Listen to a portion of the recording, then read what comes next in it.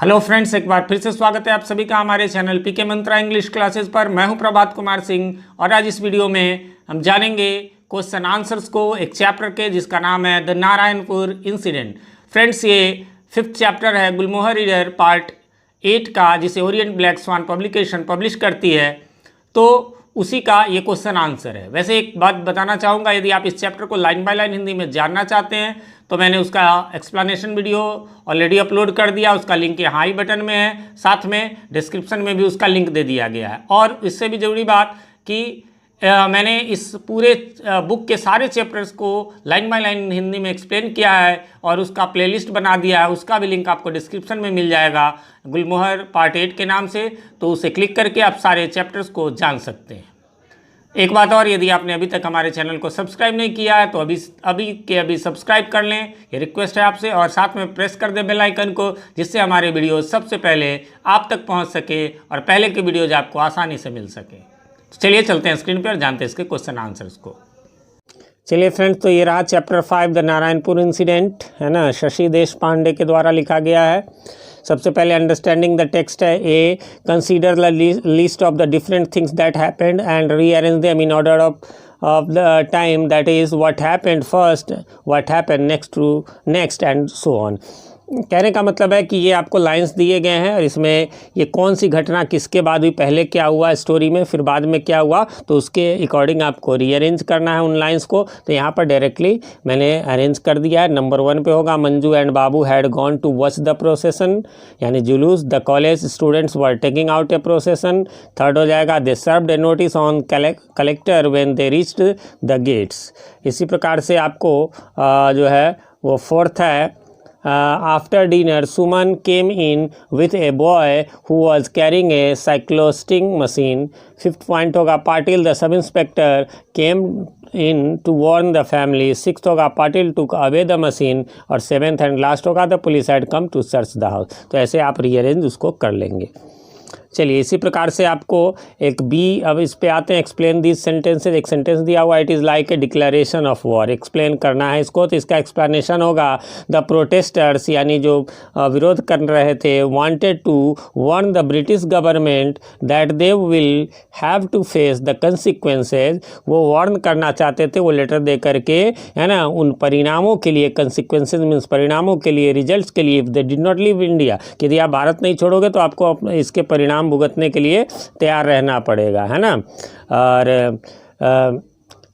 If they did not leave India that from now on, और हाँ, उस समय के बाद they will be treated like the enemy, है ना। यदि आप भारत नहीं छोड़ोगे तो आपको अभी के बाद से अब हम लोग एनिमी की तरह, दुश्मन की तरह ट्रीट करेंगे। आप सबको ये कहानी याद होगा, ये ब्रिटिश काल का, जब हमारा देश आज़ाद नहीं हुआ था, उससे पहले के समय पर ये बेस्ड है। सेकेंड को करना है, and this is my country as much as yours. इस लाइन को एक्सप्लेन कीजिए। पाटिल अस्योर्ड मोहन, ये बातें पाटिल साहब कहते हैं जो sub inspector, that he was a friend and also a patriot, कि वो एक तो फ्रेंड है उसके पिताजी के और दूसरी बात कि वो देशभक्त भी है। चलिए, थर्ड को एक्सप्लेन करना है, लास्ट है ये। No need for Mohan to announce Amma it is police, कोई ज़रूरत नहीं थी ये अनाउंस करने की पुलिस, क्योंकि पुलिस को आना ही था। Explanation, since the family was warned, क्योंकि फैमिली को पहले ही वार्न कर दिया गया था। They know who it was, कि कौन होंगे ये। Who had come to the house, कौन आया होगा। They knew the police had come to search the house, वो जानते थे कि पुलिस आई होगी घर को सर्च करने के लिए। इसमें कोई नई बात नहीं है। अब है स्ट्रक्चर एंड यूजेज, तो यहाँ से आपको आंसर जो है वो कर लेना है।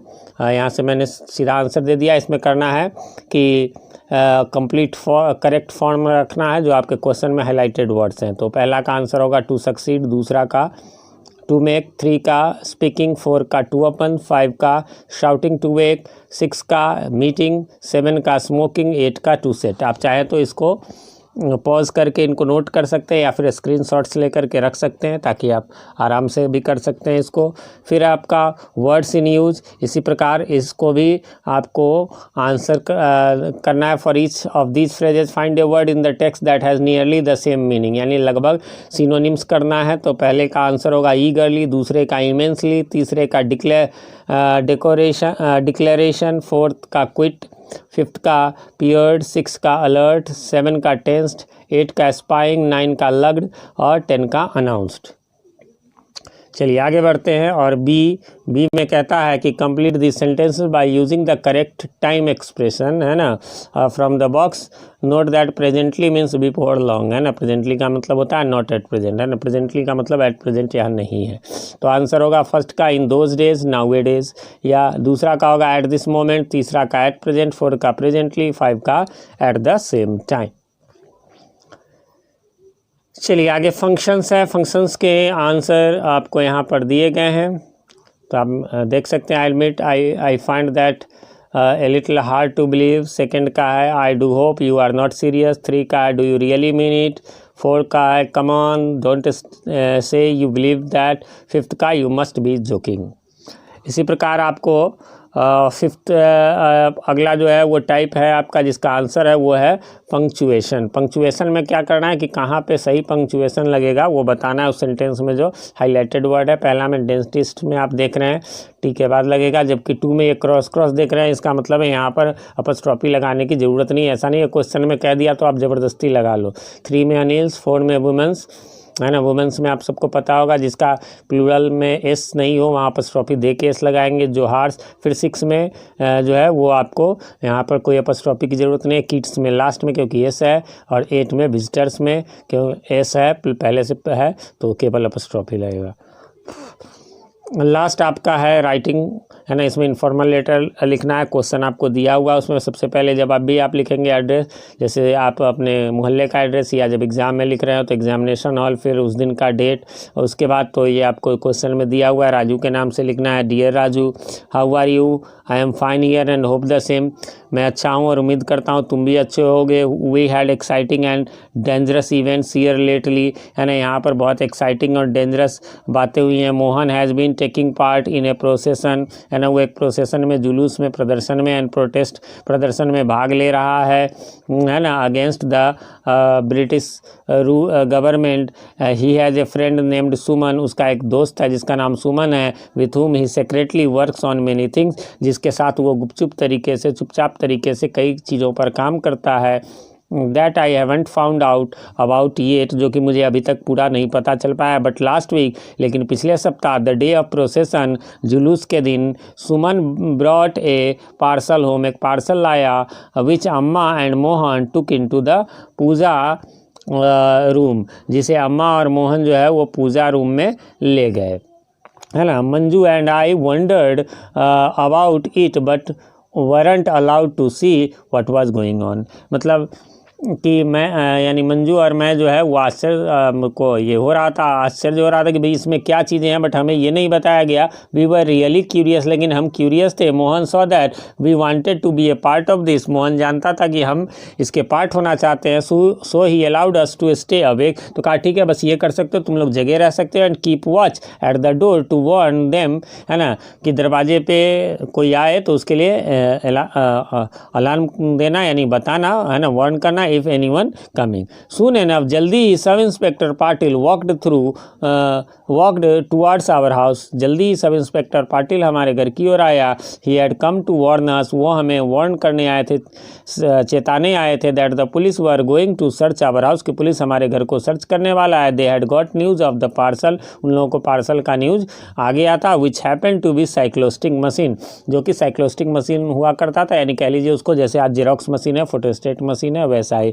Mohan wanted to make copies और ऑफ गांधी जी स्पीच, अच्छा नहीं ये रिकॉर्डिंग वाला कह लीजिए इसको, है ना। Mohan did not want to trust Patil, है ना, मोहन जो है वो पाटिल पे ट्रस्ट नहीं करना चाहता था। बट अम्मा डिड, लेकिन अम्मा ने भरोसा किया। He was an old friend of our fathers, वो हमारे पिता का दोस्त था। पाटिल हेल्प्ड मोहन, पाटिल ने मोहन को हेल्प किया। And Amma to get rid of the machine, है ना, यानी वो उठा करके ले गया था। वैसे चैप्टर आपने पढ़ा होगा तो उसमें देखा ही होगा निश्चित रूप से।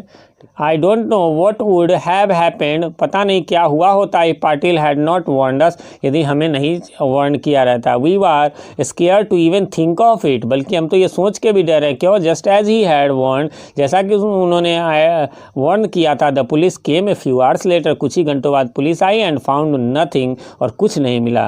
व्हाट अ रिलीफ, क्या रिलीफ की बात है ना। नहीं तो भाई पकड़ा जाते तो फिर देशद्रोह का मामला उस समय चल जाता ना। Now that it is past it feels exciting to have seen something like this. अब ये थोड़ा सा एक्साइटिंग है ऐसा कुछ देखना। Are there any protest going on your town, क्या तुम्हारे शहर में भी कोई प्रोटेस्ट चल रहा है, कोई प्रदर्शन चल रहा है। What have you been up to, क्या सब हो रहा है। When you come over for holidays, जब तुम आओगे हॉलीडेज़ के लिए, I will have many things to tell you, तो बहुत सारी चीज़ें तुम्हारे कहने के लिए होंगी, मतलब तुम्हें बताने को होंगी। योर्स अफेक्शनेटली बाबू। याद रखेंगे एक बात कि ये जो योर्स होता है इसमें अपॉस्ट्रोफी बिल्कुल नहीं होता है ना। बहुत सारे लोग बाय मिस्टेक लिख देते हैं। उम्मीद करता हूँ आपको हेल्प मिला होगा, इससे हेल्प मिला होगा तो हमें बताएं कैसा लगा, ये भी बताएं। लाइक करना तो बिल्कुल ना भूलें। ये लाइक करना उसी प्रकार से है जैसे आप जिस पौधे से फूल लेते हैं उसमें पानी देना। और हाँ, सब्सक्राइब नहीं किया अभी तक तो सब्सक्राइब जरूर कर ले, है ना। इससे पहले के सारे चैप्टर्स के आंसर्स मैंने अपलोड कर दिए हैं और आने वाले चैप्टर्स हर दिन अपलोड हो रहे हैं, तो आप उसे देखते रहें। Thanks for watching, have a very very nice day.